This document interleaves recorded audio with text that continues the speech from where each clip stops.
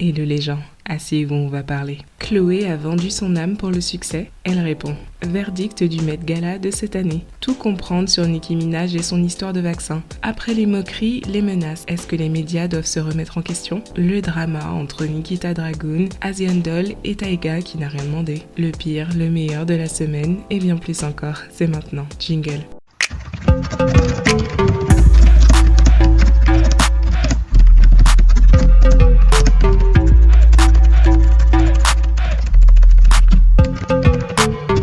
À l'heure où je vous parle, Chloé vit sa meilleure vie. En quelques jours, elle a sorti son premier single solo, puis défendu sa chanson sur la scène des VMAs, et depuis lors, elle est plus ou moins sur toutes les bouches. Chloé était également invitée au Met Gala, donc vraiment la fille a une semaine chargée. Étant donné que c'est la nouvelle Hit Girl, ça y est maintenant, ça parle sur elle. Et elle a décidé de faire un live Insta pour remercier son public et également tirer un ou deux trucs au clair. Déjà, le bruit court qu'elle sort avec Future. Oui, Future, l'agriculteur qui sème des graines partout. Il paraît que les deux ont fait une session studio ensemble et ont accroché. Ensuite, il y a une deuxième chose dont beaucoup de gens sont convaincus. Chloé a vendu son âme et pratique les rituels pour le succès. Ça, je pense que du fait qu'elle soit liée à Beyoncé et du fait qu'elle se comporte comme si elle était possédée sur scène, les gens ne sont pas prêts d'abandonner cette idée. En tout cas, Chloé a l'air de bien kiffer la nouvelle attention qu'on lui porte. Et voici sa réponse. On la croit ou non? Oh, I don't know where that rumor came from. Someone asked if me and Future talk. He's a wonderful fella, love his music. I've never spoken to him a day in my life. But okay, what do you guys prefer, brown or blonde? Let me know. I feel like blonde is cute for like my music and like my little alter ego, and then I like the brown for like every day. I just want to thank you all so much for everything. You all have been running up these numbers like crazy. It's insane. I'm so happy. Guys, after that performance, I couldn't feel my legs. I felt like I was high. Granted, I've never been high, but I felt like I popped a bunch of pills, and I've never done that. Oh, also guys, you know what really cracks me up? One moment you all say that I talk about God too much, and then the next you say I'm selling my soul. Which is it, my loves? I love God so much, and I love music, and I just have a lot of passion. That's it. I didn't sell my soul. No. It's funny to see that online, and I'm happy you all think that the song is doing well enough for me to have to do that, but no.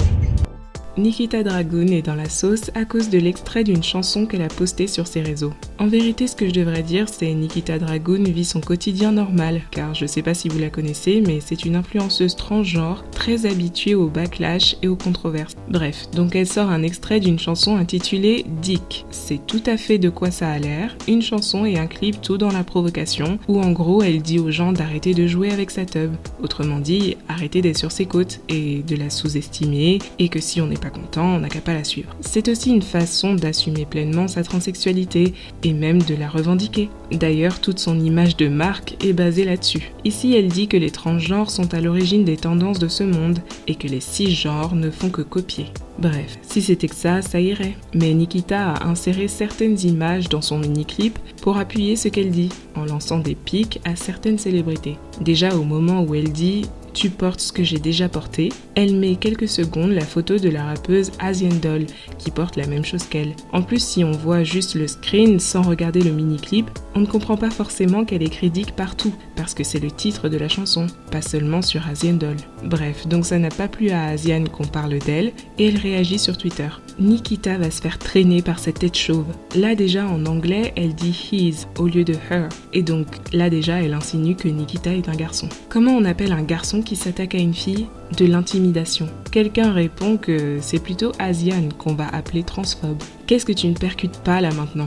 Nikita est une fille transgenre et tu es là à la désigner par les mauvais pronoms parce que tu es en colère. Va dormir. Asian répond: je suis largement réveillée, j'adore les transgenres. Et il m'aime. Ce garçon m'a l'air d'un raciste en colère car les transgenres ne m'ont jamais attaqué. Il y a une différence. Tu es bourré et tu te pièges toi-même, donc réfléchis avant de tweeter. Asian répond: Je ne suis pas bourrée, what the fuck? Et pourquoi c'est normal pour lui de me manquer de respect, mais moi je ne peux pas? What the fuck? Ce garçon a perdu l'esprit. Des fans bizarres qui chevauchent des tubs et qui protègent un raciste, ça me rend malade. Oui, parce que vous savez, au début, je vous disais que Nikita était habituée aux controverses. Bah, quand elle est pas en train d'orchestrer une fausse relation amoureuse, ou qu'elle essaye pas d'attirer l'attention par des actes sexistes, en général, son addiction, c'est le blackfishing. Les box braids, le fond de teint et Photoshop, c'est sa passion. Elle est régulièrement dans des sauces pour ça, mais elle continue. Et même parfois, elle joue la provoque par rapport à ça. En gros, c'est pour ça qu'Asian Doll l'insulte de raciste. Et elle comprend pas pourquoi Nikita a le droit d'être raciste, mais elle a pas le droit d'être transphobe dans le plus grand des calmes.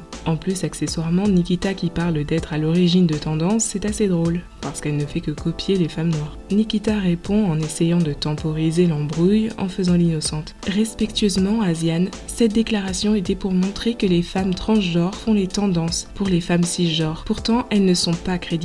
Ce n'était pas pour lancer une pique, il se trouve juste que tu étais un des exemples. Ses followers ont réagi à sa story et elle partage les réponses. Meuf, arrête, les femmes noires ont donné leur culture aux femmes trans et aux gays. Arrête de jouer avec notre nom. Nikita répond, non, les femmes noires trans et les gays noirs ont donné la culture. Je trouve juste qu'on dirait que tu penses que vous avez tout fait. S'il n'y avait pas de femmes, de quoi vous voudriez avoir l'air exactement? Nikita répond, les femmes trans sont les créatures les plus magnifiques qui ont foulé cette terre. Je n'ai jamais vu de femmes cis, ne serait-ce que se rapprocher de ce à quoi mes sœurs ressemblent. Les femmes trans ont été assassinées, battues, tuées, les plus recherchées, les plus détestées. Nous ne vivons plus dans l'ombre, derrière les portes closes ou en secret. Les femmes trans sont le futur. Quelqu'un lui dit « Arrête de rabaisser les femmes noires ». Et Nikita répond « Je ne le fais pas, j'aime les femmes noires, j'aime tout le monde. Les trans, gays, hétéros, aliens, ça n'a pas d'importance. Mais sachez juste que les tendances ont été faites par les femmes noires trans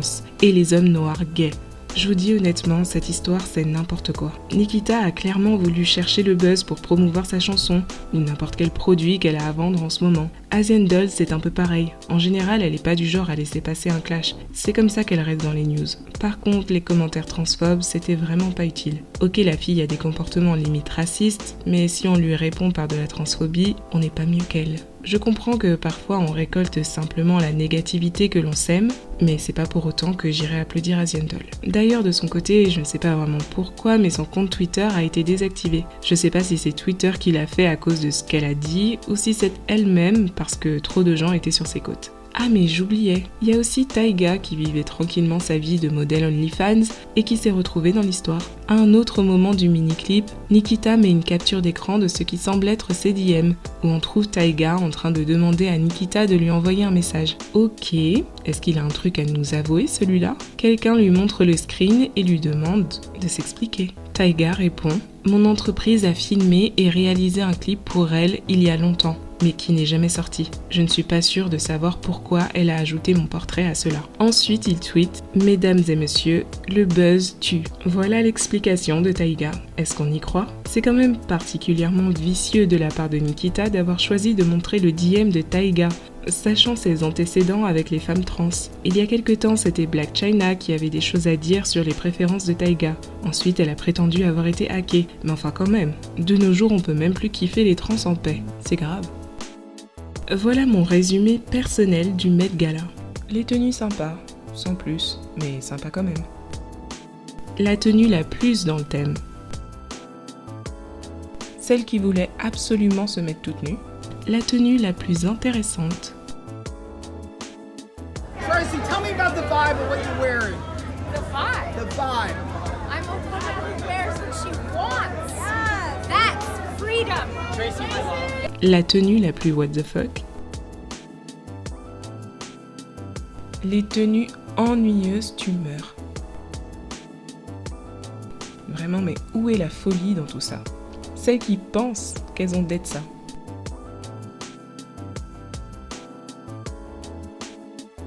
La meilleure tenue.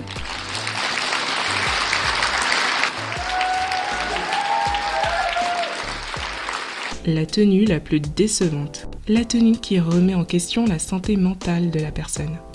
This is how I imagine Kendall and Kim spoke to each other at the Met. Oh my god, Kim, is that you? Cette année, le Met Gala n'était pas aussi grandiose qu'il a pu l'être, et en vérité, la partie vraiment intéressante du Met Gala a en fait eu lieu après le Met Gala. Yes, hello, Prime Minister Boris. It's Nicki Minaj, and I'm actually British. I was born there. I went to university there. I went to Oxford. Comme vous pouvez voir, cette histoire est partie très loin. Nicki Minaj est vraiment folle, c'est un délire. Mais c'est aussi un problème sérieux qui touche beaucoup de monde, donc voyons comment on en est arrivé là. C'est important de vraiment voir par vous-même comment ça a commencé. Donc en fait, comme vous savez, Nicki n'est pas venue au Met Gala. Au départ, on pensait qu'elle viendrait, mais elle a dit sur TikTok qu'elle ne viendrait pas. Et puis sur Twitter, elle a dit qu'elle expliquerait aux Barbs pourquoi. Du coup, ses fans étaient déçus, et la discussion commence ainsi. La dernière apparition publique de Nicki Minaj était il y a plus d'1 an. Nicki répond « J'ai un bambin et pas de nounou pendant le Covid. Qui va être énervé? Je ne vais pas risquer sa santé pour qu'on me voie. » Quelqu'un dit « Je leur avais dit que c'était pour ça. J'ai remarqué que Nicki avait l'air d'avoir peur du Covid, et à juste titre. Vous là, vous voulez qu'elle prenne le risque de l'attraper juste parce que vous voulez la voir s'habiller et interagir avec des célébrités hypocrites. Vous êtes bizarre. » Nicki répond « Je t'aime bébé. Je me préparais pour les VMAs, puis j'ai tourné un clip, et devinez qui a eu le Covid? Vous savez ce que c'est de ne pas pouvoir embrasser ou porter votre petit bébé pendant 1 semaine. Un bébé qui n'est habitué qu'à sa mère. Faites-vous vacciner?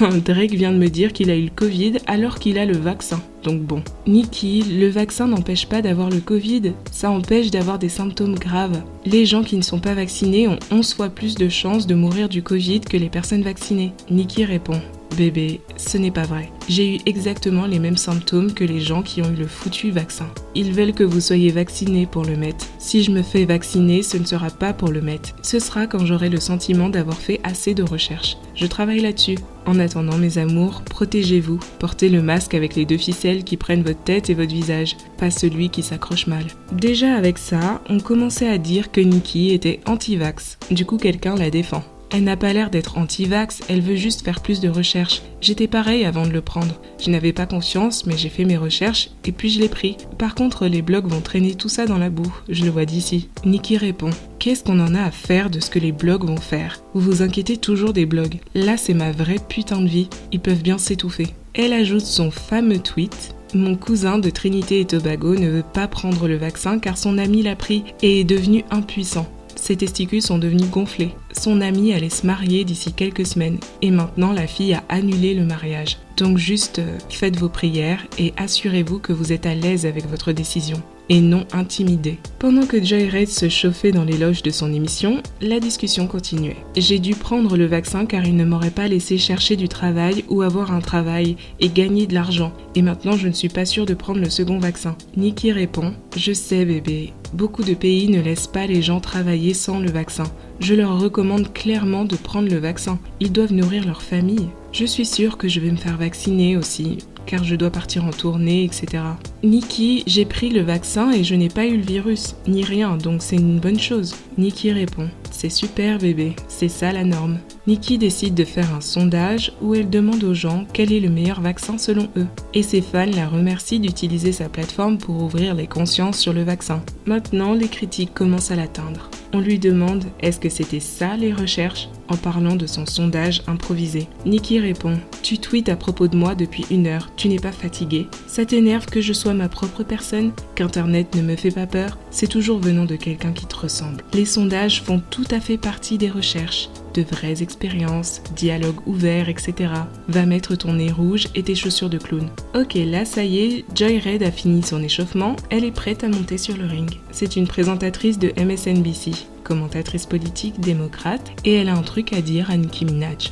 And people like Nicki Minaj, I have to say this. You have a platform, sister, that is 22 million followers. For you to use your platform to encourage our community to not protect themselves and save their lives, my God, sister, you could do better than that. You got that platform. It's a blessing. It's a blessing that you got that people listen to you. And they listen to you more than they listen to me. For you to use your platform to put people in the position of dying from a disease they don't have to die from, oh my God. As a fan, as a hip-hop fan, as somebody who was your fan, I'm so sad that you did that. So sad that you did that, sister. Oh my God.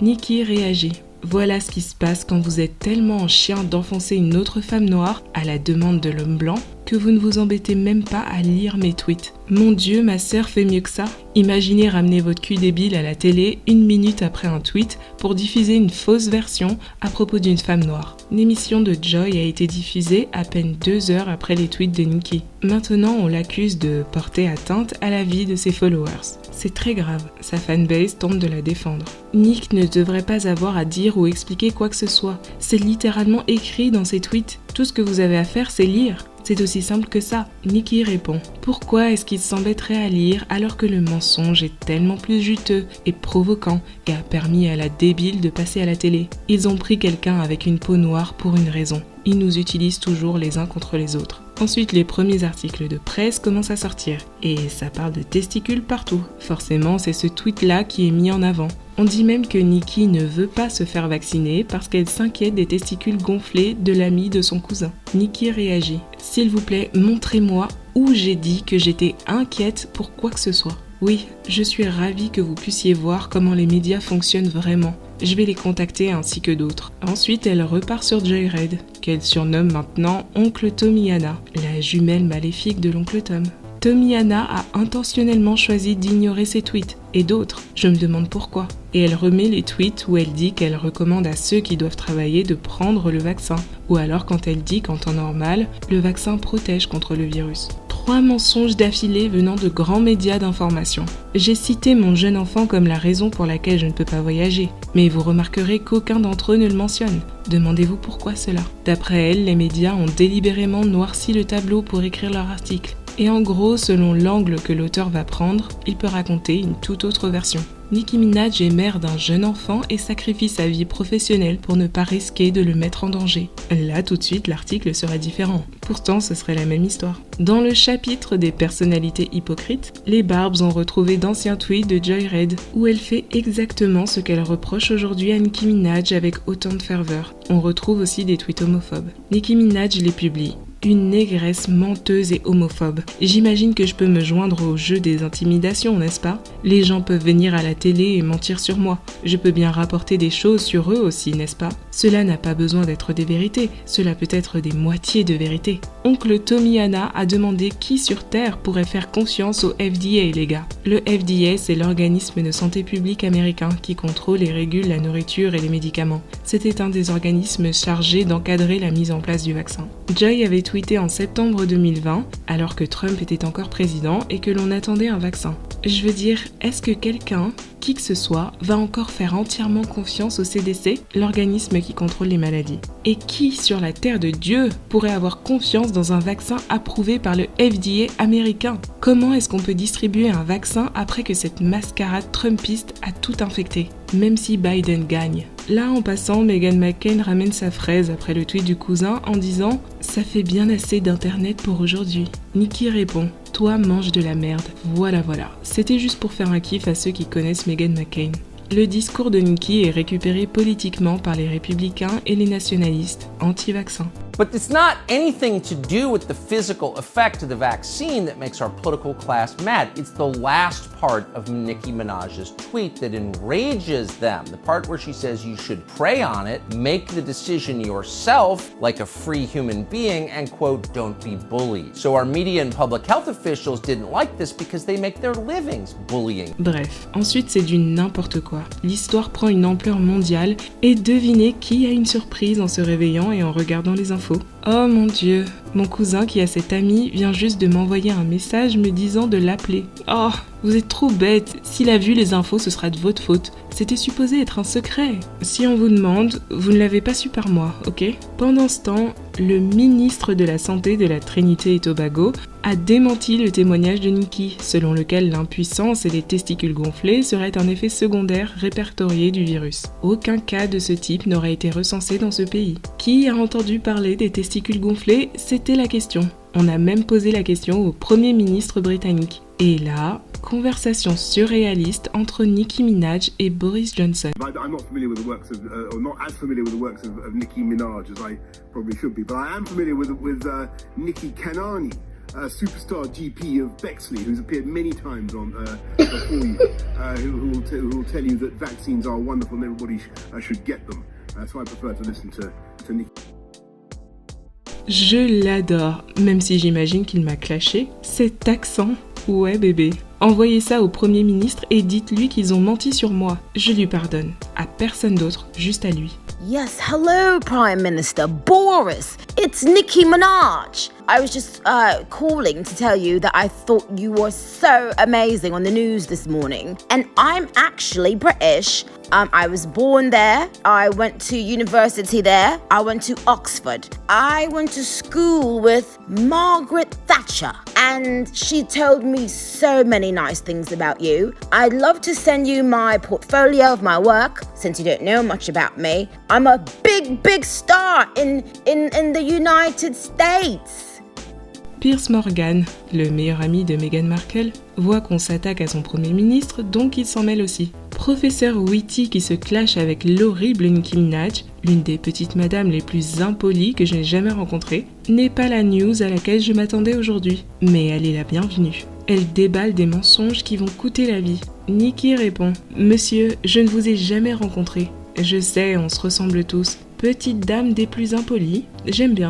Ça a un côté sympa. Merci Pierce, j'adore l'accent. J'adorerais qu'on discute. Scone, thé, nez rouge et grosses chaussures pour toi. Tiens-moi au jus bébé. Madame, nous nous sommes rencontrés sur l'Amérique a un incroyable talent. Quand vous êtes venue en tant qu'invitée, vous avez refusé de dire bonjour à mes 3 jeunes garçons car vous étiez trop occupés. Ah, et c'est Pierce. Je sais que les prénoms britanniques sonnent tous pareils. Nicki répond « Arrêtez de mentir putain. Je n'ai jamais refusé de photos à des enfants. Si un intermédiaire vous a dit ça, il a dépassé les bornes. Ne mettez pas la faute sur moi, sale merde stupide. Attends, l'Amérique a un incroyable talent? C'est quoi ça? J'étais dans American Idol. C'est quoi ces conneries? Oh, il va me faire un live. Est-ce qu'il a un Insta? Je veux faire un live avec lui. Ça suffit, mocheté.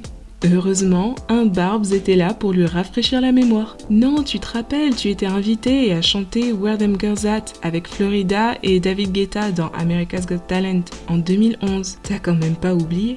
Je crois lui, s'il avait pu se taire, ça aurait été mieux. Nicki répond, c'est pas moi. Elle a dit c'est pas elle, vous allez faire quoi? Personne. Un putain de barbe? Non, parce que tu te rappelles quand tu...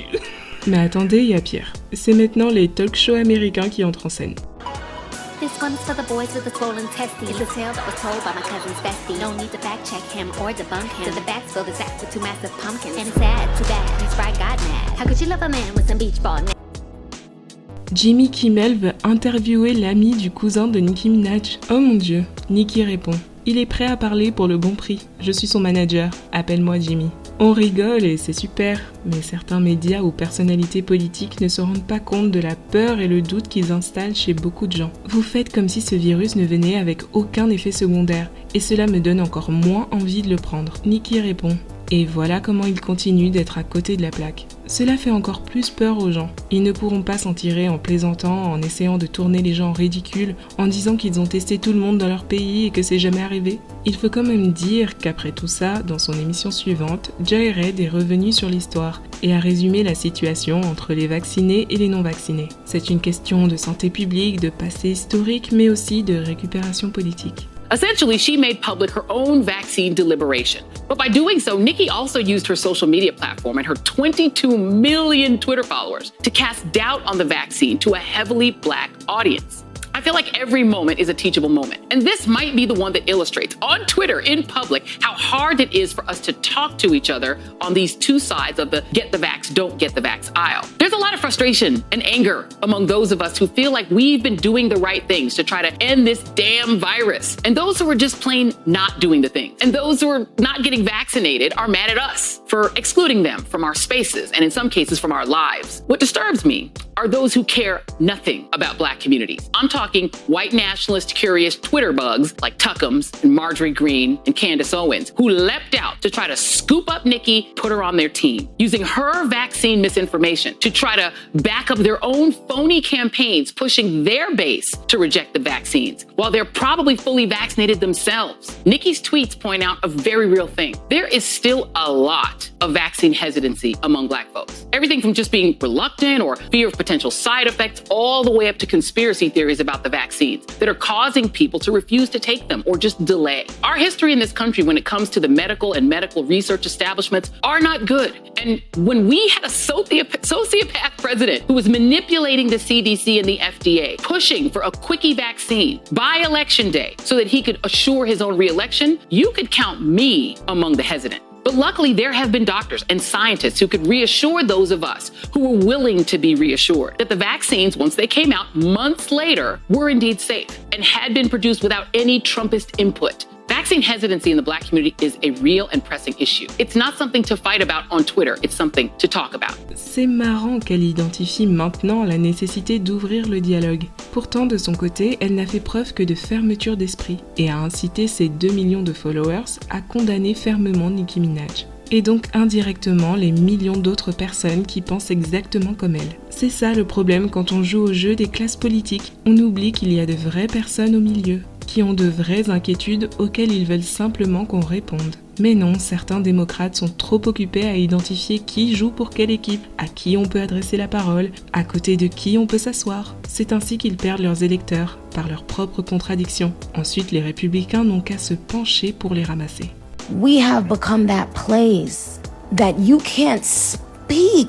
You can't speak for the fear of the mob attacking you. If that doesn't give you chills up and down your fucking spine, this is scary. You should be able to ask questions about anything you're putting inside your body. Don't y'all see what's fucking happening? Don't y'all see that we are living now in that time where people will turn their back on you if you don't, not only not agree, but people will isolate you if you simply speak and ask a question. Y'all don't see what the fuck is happening? And I'm seeing Black women on Twitter, Black women I follow, acting like this is funny. Now, I ain't gonna lie, I had a lot of fun yesterday and a lot of laughs. But Black women, are y'all forgetting there was a time not too long ago where you couldn't even make eye contact with people? And you're okay with what's happening? We're no longer even allowed just to voice our opinions. What's interesting is so many of your favorite artists feel this way, but they're afraid to speak up. And I can't blame them. Look at what they just did. I will never use Twitter again. Jusqu'à maintenant, Nicki ne comprend toujours pas ou fait semblant de ne pas comprendre que même si elle n'a pas explicitement dit aux gens de ne pas prendre le vaccin, quand on lit ses tweets, on ressent bien la méfiance et les doutes qu'elle a face au vaccin. Et si son histoire de testicules gonflés ne repose pas sur des faits avérés, ses 22 millions de followers n'ont pas spécialement besoin d'en entendre parler. Ensuite, l'histoire a continué parce que Nicki Minaj avait déclaré avoir été invitée à la Maison Blanche pour poser des questions sur le vaccin. Un journaliste, Don Lemon, l'a critiqué en disant que c'est faux, que selon la Maison Blanche, on lui a simplement offert un coup de téléphone avec un de leurs médecins pour répondre à ses questions. Don a aussi tourné en ridicule les craintes de Nicki face au vaccin, en disant qu'après tout, ces mêmes personnes ne savent pas non plus ce qu'on leur injecte dans les fesses. Mais ça ne les dérange pas. Et pour finir, des journalistes ont commencé à contacter la famille de Nicki, le fameux cousin, pour avoir une interview. Une journaliste, Charlène Rampersad, a tenté de faire pression sur le cousin pour qu'il parle. Je dirais pas qu'elle l'a menacé, elle lui a dit que dans son intérêt, il ferait bien de lui donner une interview à elle, qui travaille pour le Guardian, et non CNN, car eux n'hésiteront pas à dévoiler son identité, son adresse et celle de tous ses proches. Elle lui a dit ça pour lui faire peur et pour qu'il accepte son interview. Nicki les affiche tous les deux sur Instagram. Il force ma famille à se cacher. Voilà ce que c'est quand on prend la parole. Des millions de pauvres gens sont traités comme cela par les gens que vous croyez être les gentils. C'est irraisonnable. Je ne sais pas jusqu'où cette histoire peut encore aller, mais je pense que ça suffit là. Je pense qu'au début, les médias ont touché à l'ego de Nicki en se moquant de sa folle histoire de testicules gonflés. C'est marrant 5 minutes, mais s'ils vont jusqu'à poursuivre sa famille, elle va pas les lâcher. Et commencer à balancer les noms, les numéros de téléphone, c'est trop en fait. Qu'est-ce que vous pensez de tout ça ? Ça fait beaucoup à digérer. Pourquoi Nicki insiste pour faire durer ce débat qui se transforme en une espèce de guerre d'ego ? Est-ce que vous trouvez que les médias ont bien géré cette histoire ? Mais surtout, qui a abusé cette semaine ? Un vrai bordel. Mais dans tout ça, il a fallu récompenser le pire de tous. Vous avez voté. Et apparemment, on a des haters de Nikita dans le building. Comme dirait Taiga, le buzz tue. Nikita Dragun est le clown de la semaine, pour avoir une fois de plus cherché l'attention par la provocation, entraînant Asian Doll et Taiga dans ses histoires. Mais du coup, qui sont les clowns pour lui avoir donné l'attention qu'elle cherchait ? On se retrouve la semaine prochaine pour un nouveau SCDLS. Vous pouvez voter dès le samedi dans l'onglet communauté pour élire le clown de la semaine. Dites en commentaire ce que vous pensez de la vidéo et si vous êtes d'accord avec le résultat. Allez, on se parle en commentaire.